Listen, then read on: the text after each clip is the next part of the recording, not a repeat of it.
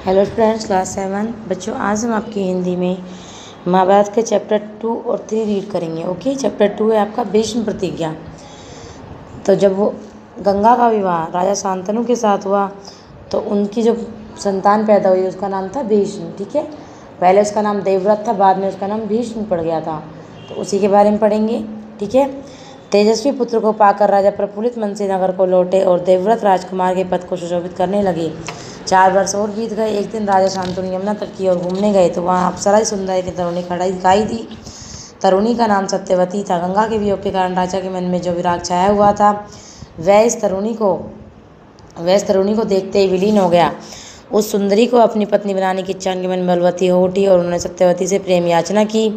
सत्यवती बोली, मेरे पिता मल्लाहों के सरदार हैं, पहले उनकी अनुमति ले लीजिए, फिर मैं आपकी पत्नी बनने को तैयार हूँ।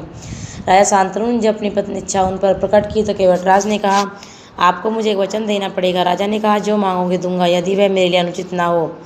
केवटराज बोले, आपके बाद हस्तिनापुर के राज सिंहासन पर मेरी लड़की का पुत्र बैठेगा, इस बात का आप मुझे वचन दे सकते हैं। केवटराज की शर्त राजा शांतनु को नागवार लगी। गंगासुत को छोड़कर अन्य किसी को राजगद्दी बैठाने की कल्पना तक उनसे न हो सकी। निराश और उद्विग्न मन से वे नगर की ओर लौट आए। किसी से कुछ कह भी न सके, पर चिंता उनके मन को कीड़े की तरह कुतर कुतर कर खाने लगी। देवव्रत ने देखा कि उनके पिता के मन में कोई न कोई व्यथा समाई हुई है। एक दिन उसने शांतनु से पूछा, पिताजी, संसार का कोई भी सुख ऐसा नहीं है जो आपको प्राप्त न हो, फिर भी इधर उधर कुछ दिनों से आप दुखी दिखाई दे रहे हैं, आपको किस बात की चिंता है? यद्यपि शांतनु ने गोलमोल बातें बताई, फिर भी कुशाग्र बुद्धि देवव्रत को बात समझते देर न लगी। उन्होंने राजा के सारथी से पूछताछ करके उस दिन केवटराज से यमुना नदी के किनारे जो कुछ बातें हुई थी उसका पता लगा लिया। पिताजी के मन की व्यथा जानकर देवव्रत सीधे केवटराज के पास गए और उसने कहा कि वह अपनी पुत्री सत्यवती का विवाह महाराज शांतनु से कर दे। केवटराज ने वही शर्त दोहराई जो उन्होंने शांतनु के सामने रखी। देवव्रत ने कहा, यदि तुम्हारी आपत्ति का कारण यही है तो मैं वचन देता हूँ कि मैं राज्य का लोभ नहीं करूँगा। सत्यवती का पुत्र ही मेरे पिता के बाद राजा बनेगा। केवटराज इसे संतुष्ट न हुए, उन्होंने और दूर की सोची। बोले, आर्यपुत्र, इस बात का मुझे पूरा भरोसा है कि आप अपने वचन पर अटल रहें, किंतु आपकी संतान से मैं कि वैसी आशा कैसे कर सकता हूँ? आप जैसे वीर का पुत्र भी तो वीर ही होगा। बहुत संभव है कि वह मेरी नाती से राज्य छीनने का प्रयत्न करे। इसके लिए आपके पास क्या उत्तर है? केवटराज का प्रश्न अप्रत्याशित था।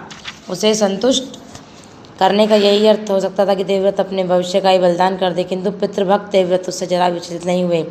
गंभीर स्वर में उन्होंने कहा, मैं जीवन भर विवाह नहीं करूंगा, इस आजन्म ब्रह्मचारी रहूंगा, मेरी संतान न होगी। अब तो तुम संतुष्ट हो। किसी को आशा न थी कि तरुण कुमार ऐसी कठोर प्रतिज्ञा लेंगे। देवव्रत ने भयंकर प्रतिज्ञा ली थी, इसीलिए उस दिन से उनका नाम ही भीष्म पड़ गया। ठीक है, देखा आपने कैसे उनका नाम भीष्म पड़ा था देवव्रत का। केवटराज ने सानंद अपनी पुत्री को देवव्रत के साथ विदा किया। सत्यवती से शांतनु के 2 पुत्र हुए, चित्रांगन और विचित्रवीर्य। शांतनु के देहांतवास पर चित्रांगन हस्तिनापुर के सिंहासन पर बैठे और उनके युद्ध में मारे जाने पर विचित्रवीर्य की 2 रानियां थी, अंबिका और अंबालिका। अंबिका के पुत्र थे धृतराष्ट्र और अंबालिका के पुत्र पांडु। धृतराष्ट्र के पुत्र कौरव कहलाए और पांडु के पुत्र पांडव। ठीक है, महात्मा भीष्म शांतनु के बाद से कुरुक्षेत्र युद्ध का अंत तक उस विशाल राजवंश के सामान्य कुल नायक और पूज्य बने रहे। शांतनु के बाद कुल वंश का क्रम यह चला। यहाँ पे नीचे आपको इस दिखाया गया, देखो। शांतनु की 2 रानियां थी, गंगा और सत्यवती। तो गंगा से देवव्रत का जन्म हुआ, सत्यवती से चित्रांगद और विचित्रवीर्य। फिर विचित्रवीर्य की 2 रानियां हुई, उनसे एक अंबिका थी और एक अंबालिका। अंबिका से धृतराष्ट्र पैदा हुए और अंबालिका से पांडु। धृतराष्ट्र के जो बच्चे थे सारे वो कौरव कहलाए और पांडु के पांडव कहलाए 5। ठीक है, चैप्टर 3 रीड करते हैं हम, अम्बा और भीष्म। सत्यवती के पुत्र चित्रांगद बड़े ही वीर परंतु स्वेच्छाचारी थे। एक बार किसी गंधर्व के साथ युद्ध हुआ, उसमें वे मारे गए। उनके कोई पुत्र नहीं था, इसलिए उनके छोटे भाई विचित्रवीर्य हस्तिनापुर की राजगद्दी पर बैठे। विचित्रवीर्य की आयु उस समय बहुत छोटी थी, इस कारण उनके बालिग होने पर राजकाज भीष्म को ही संभालना पड़ा। जब विचित्रवीर्य विवाह के योग्य हुए तो भीष्म को उनके विवाह की चिंता हुई। उनसे खबर लगी काशीराज की कन्याओं का स्वयंवर होने वाला है। यह जानकर भीष्म बड़े खुश हुए और स्वयंवर में सम्मिलित होने के लिए काशी रवाना हो गए। देश विदेश के अनेक राजकुमार उस स्वयंवर में भाग लेने के लिए आए हुए थे। राजपुत्रियों को पाने के लिए आपस में बड़ी स्पर्धा थी। क्षत्रियों में भीष्म की प्रतिष्ठा अद्वितीय थी। उनके महान त्याग और भीष्म प्रतिज्ञा का हाल सब जानते थे। जब वह स्वयंवर मंडप में प्रविष्ट हुए तो राजकुमारों ने सोचा कि वह सिर्फ स्वयंवर देखने के लिए आए होंगे, परंतु स्वयंवर में सम्मिलित होने वाले ने भीष्म ने भी अपना नाम दिया।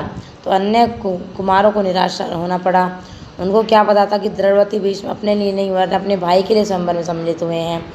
सभा में खलबली मच गई। चारों ओर से भीष्म पर फप्तियाँ कसी जाने लगी, माना कि भरतवंशी भीष्म बड़े बुद्धिमानी और विद्वान हैं।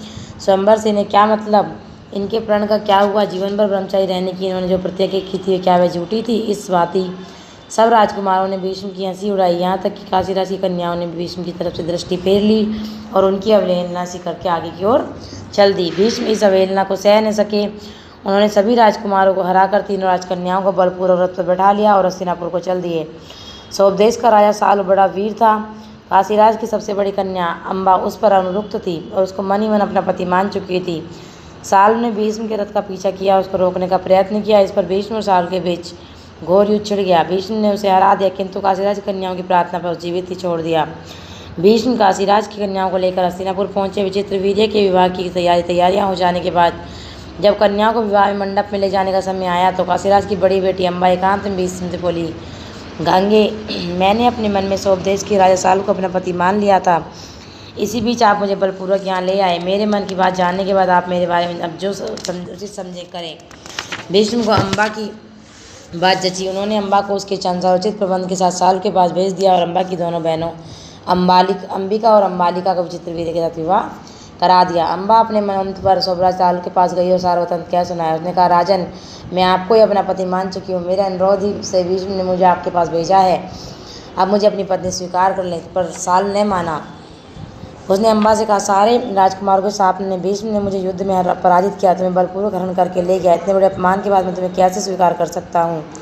तुम्हारे लिए अब उचित यही है कि तुम भीष्म के पास जाओ और उसकी सलाह के मुताबिक ही काम करो। बेचारी अम्बा हस्तिनापुर लौट आई और भीष्म को सारा हाल कह सुनाया। उन्होंने विचित्र वीर्य से कहा, वत्स, राजा साल अम्बा को स्वीकार नहीं करते। इससे विदित होता है कि उनकी इच्छा अम्बा को पत्नी बनाने की नहीं थी। अब उसके साथ तुम्हारा ब्याह करने में कोई आपत्ति नहीं रही, पर विचित्र वीर्य अम्बा के साथ ब्याह करने को राजी न हुए। बेचारी अम्बा ने इधर की रही न उधर की, कोई और रास्ता न देखो। भीष्म से बोली, गांगे, मैं दोनों तरफ ओर से हो गई।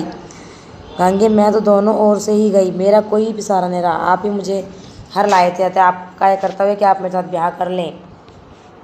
भीष्म ने उसकी बात ध्यान से सुनी और अपनी प्रतिज्ञा की याद दिलाकर बोले, अपनी प्रतिज्ञा तो मैं नहीं तोड़ सकता। उन्होंने अम्बा की प्रतिज्ञा समझ विचित्र दोबारा की क्रिया पर वह ने माना। भीष्म ने अम्बा को फिर समझाया, कहा कि सोबराज साल को ही पास जाओ और एक बार फिर प्रार्थना करो। लाचार अम्बा फिर साल के पास गई, उसको बहुत मेहनत की, लेकिन दूसरों की जीती हुई कन्या को स्वीकार करने सोबराज ने साफ इनकार कर दिया। अम्बा इस प्रकार 6 साल तक हस्तिनापुर और स्वदेश के बीच ठोकरें खाती फिरी।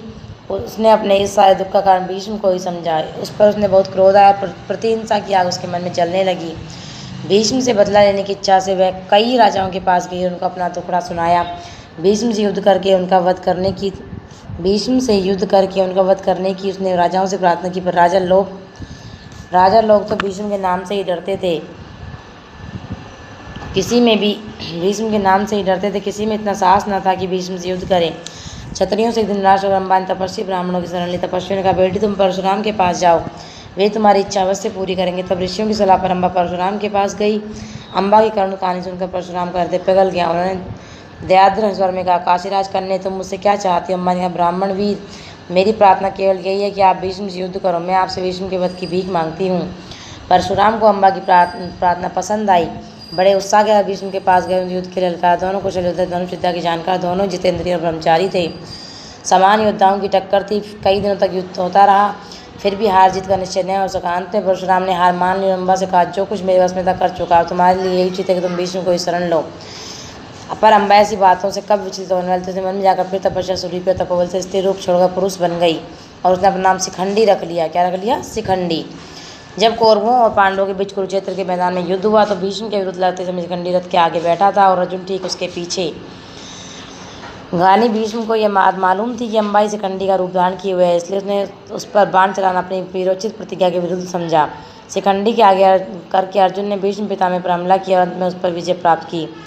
जब भीष्म आहत होकर पृथ्वी पर गिरे तब जाकर अम्बा का क्रोध शांत हुआ। ठीक है बच्चों, चैप्टर्स 2 और 3 हमने रीड किए हैं। आपको दोबारा से रीड करने हैं। इसके बाद मैं आपको क्वेश्चन आंसर सेंड करूँगी, वो आपको अपनी महाभारती कॉपी में नोट डाउन करने हैं। ओके बच्चों, आज के लिए इतना ही। थैंक यू बच्चों।